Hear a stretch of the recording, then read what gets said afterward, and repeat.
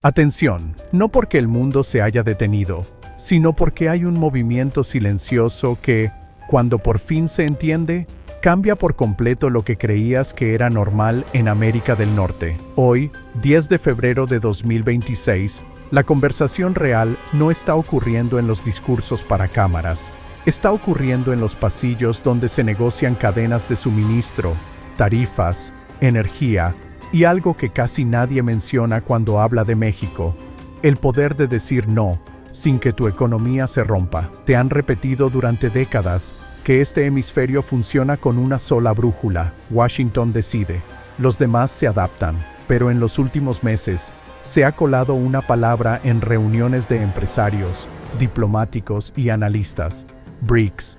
Y no por moda, por miedo. Porque BRICS no es solo una sigla. Es un mensaje, es la señal de que existe un segundo tablero.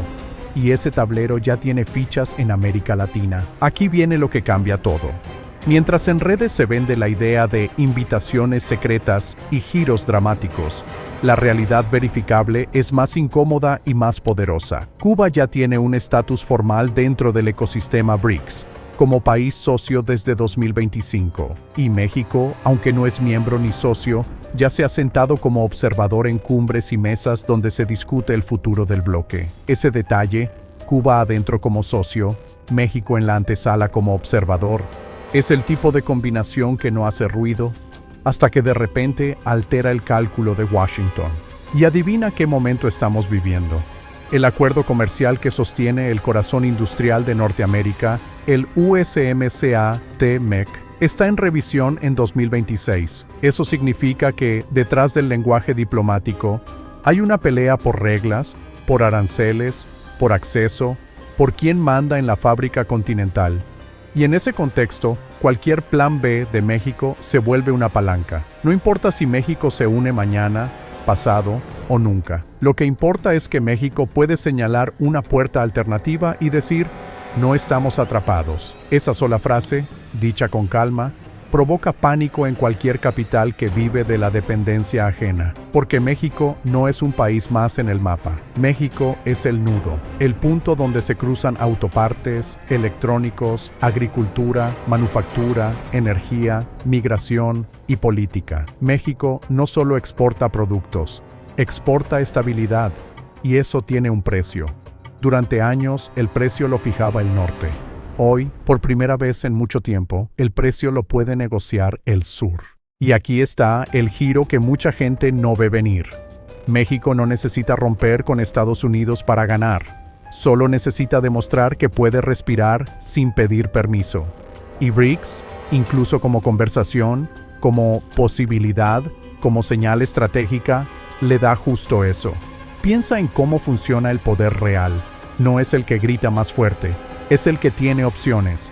Estados Unidos ha usado durante décadas el mismo menú: presión, amenazas de tarifas, cierres de frontera, chantaje con seguridad y el viejo truco de o aceptas o te aislamos. Eso funcionaba cuando no existía una plataforma grande dispuesta a hacer negocios sin condiciones políticas. Pero el mundo cambió. BRICS construyó un banco propio, amplió membresías, creó una categoría de socios y empezó a vender una idea peligrosa para Washington: cooperación sin sermones, sin castigo, sin permiso. Y es ahí donde Cuba se convierte en una pieza simbólica gigantesca. Cuba ha vivido décadas bajo un bloqueo que no solo es económico, sino psicológico. La lógica siempre fue: no hay salida. El estatus de socio dentro del ecosistema BRICS no es magia. No borra problemas de un día para otro, pero sí abre una puerta: reuniones, proyectos, cooperación y una narrativa distinta. Y cuando una isla que fue usada como ejemplo de castigo empieza a tener oxígeno diplomático, el mensaje para toda la región es claro: el aislamiento ya no es tan absoluto como antes. Ahora imagina el efecto cuando esa conversación toca a México, no como miembro, sino como actor cortejado. En el instante en que México aparece vinculado a cualquier arquitectura alternativa, el cálculo en Washington cambia, porque ya no es solo cómo aprieto a México, es qué pasa si México responde moviendo su peso hacia otro lado. Y aquí es donde entra Trump. pero de una forma que casi nadie quiere explicar con frialdad. No se trata de que un presidente se despierte con pánico por un tuit, se trata de incentivos. En enero, desde México se insistió públicamente en que el USMCA puede sobrevivir incluso con escepticismo desde Washington. Eso no es una frase bonita. Eso es una señal de que México está dispuesto a negociar, pero no desde el miedo. Y si Washington decide convertir la revisión del acuerdo en un show político, el costo no se paga en discursos. Se paga en fábricas, precios, inventarios y elecciones locales en estados que dependen del comercio diario con México. El punto de presión más grande se llama nearshoring. El sueño de traer de vuelta producción al continente depende de México. Si México se complica, si México se vuelve impredecible, si México dice, voy a diversificar, entonces el plan entero se vuelve un rompecabezas sin pieza central. Y por eso, cada amenaza de aranceles masivos contra México tiene un problema. Puede sonar dura, pero es un boomerang. Y no lo digo como opinión ideológica, lo digo como matemática de cadenas de suministro. Cuando un auto se arma con piezas que cruzan la frontera varias veces, cuando la electrónica depende de proveedores mexicanos, cuando alimentos, bebidas y componentes industriales se mueven diario, jugar a cerrar la frontera es jugar a romper tu propia máquina. Y aquí entra Canadá en este clima. Canadá, bajo el gobierno de Mark Carney, está mandando señales claras de que no quiere ser arrastrado a una guerra permanente de presión y amenazas. Canadá está moviéndose para diversificar comercio y defender sus propios intereses, incluso cuando eso incomoda a Washington. Y cuando tienes a Canadá tomando su propio camino, se rompe el mito del Frente Norteamericano Unificado, que durante años se usó para presionar al sur. Ya no es tan fácil decir somos 3 contra 1, porque el 3 ya no camina al mismo ritmo. Y ahí es cuando la presión cambia de forma. Ya no es Estados Unidos contra México. Es un tablero donde Estados Unidos también tiene fricciones con Canadá, y donde México puede leer esa división como oportunidad, porque cuando el norte no se presenta como bloque, el sur tiene margen. Y ojo con esto, porque aquí viene una contradicción que parece pequeña, pero en realidad es una jugada maestra. México ha tomado medidas comerciales para cuidar su posición en el USMCA, incluso imponiendo aranceles a productos chinos en ciertos sectores. Eso suena, en la superficie, como México se alinea con Washington. Pero en el fondo es otra cosa. Es México diciendo, podemos jugar el juego de Norteamérica cuando nos conviene, y aún así mantener canales abiertos con otras potencias. Es equilibrio. Es ingeniería política. Esa es la razón por la que la historia de México se va con BRICS. Es demasiado simple.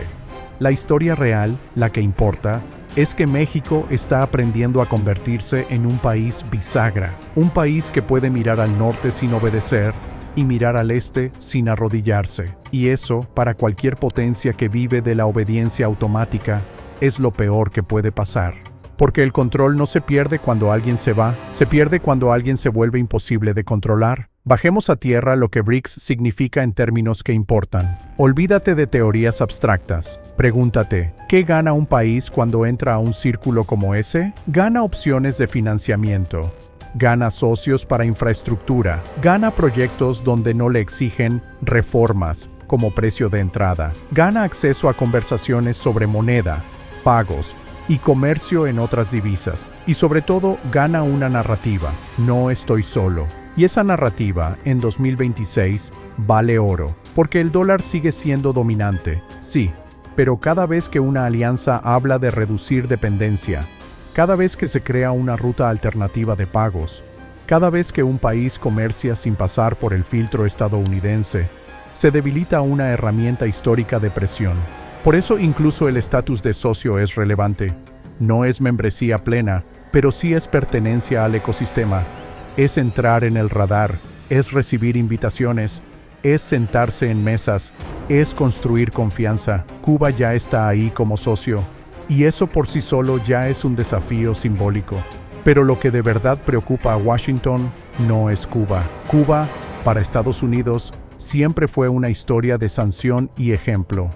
Lo que preocupa es México, porque México es el socio comercial principal en la práctica cotidiana de millones de estadounidenses, lo que significa que México tiene influencia sin necesidad de anunciarla. Ahora imagina el momento exacto en que México decide usar esa influencia con precisión quirúrgica, no con gritos, no con discursos, con medidas concretas, una regla aquí, un requisito allá, un incentivo a ciertas cadenas de valor, una prioridad de compras, un acuerdo energético, un corredor logístico, y de repente, empresas de Texas, California, Michigan y todo el cinturón industrial empiezan a sentir presión.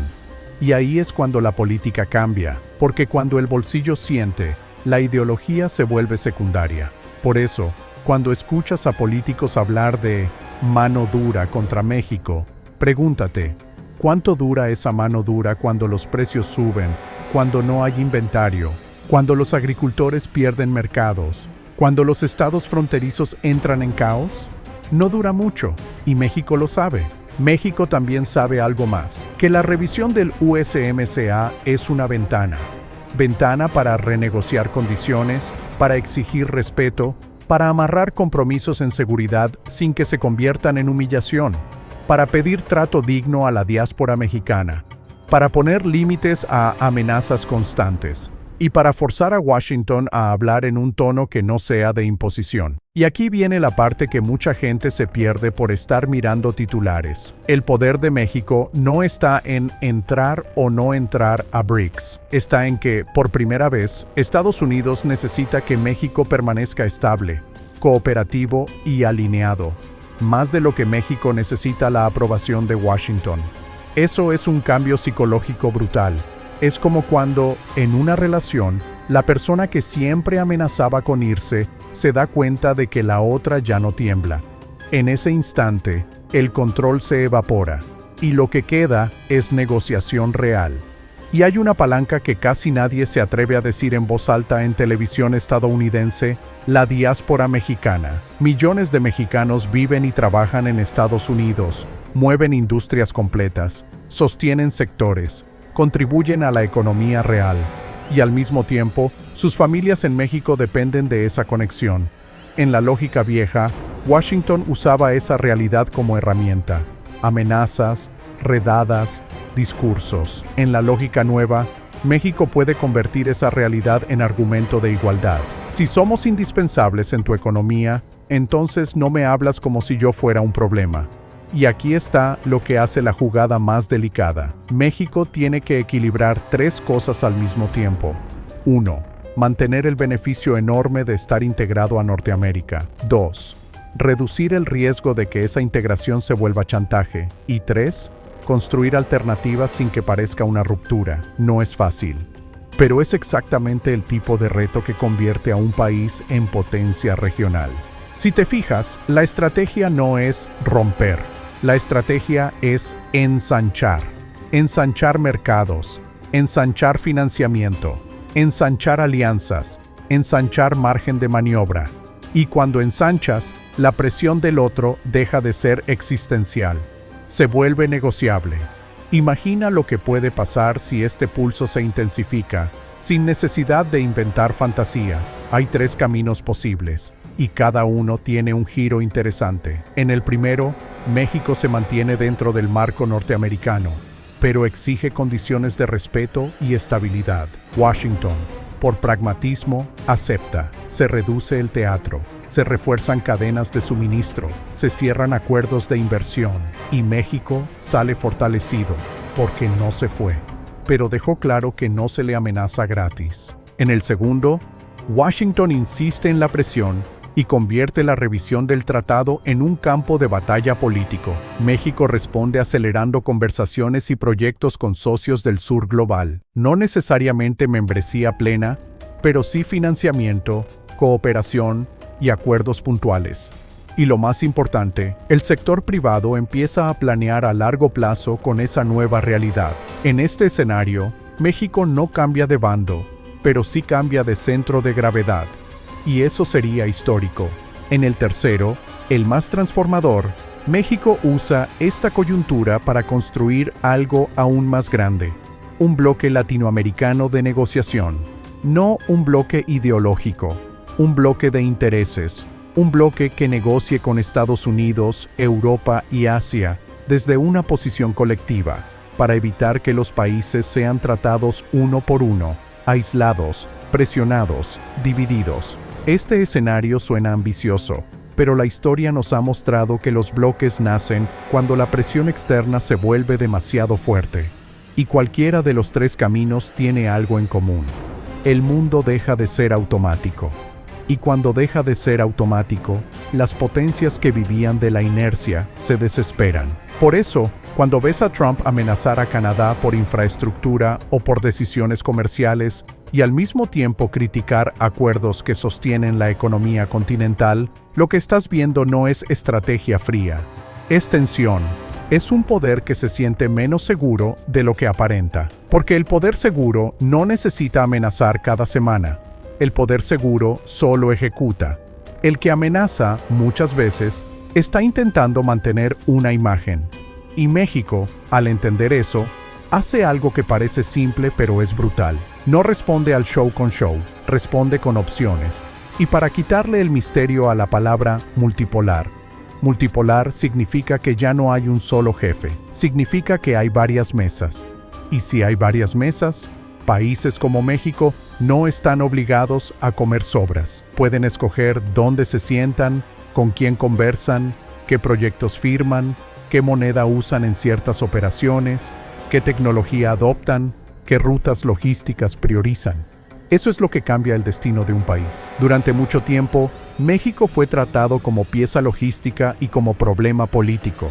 Logística cuando convenía, problema cuando se necesitaba enemigo. Lo que está ocurriendo ahora es que México está reclamando su identidad como actor, y ese reclamo no se hace con una sola decisión dramática. Se hace con 100 decisiones pequeñas, consistentes, calculadas.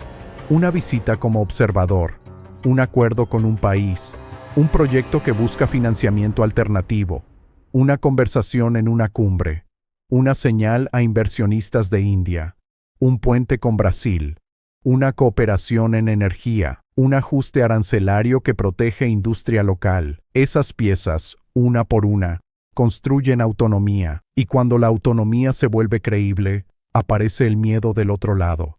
Por eso, si tú quieres entender el titular real de hoy, no es México se une a BRICS. Ese titular es demasiado fácil.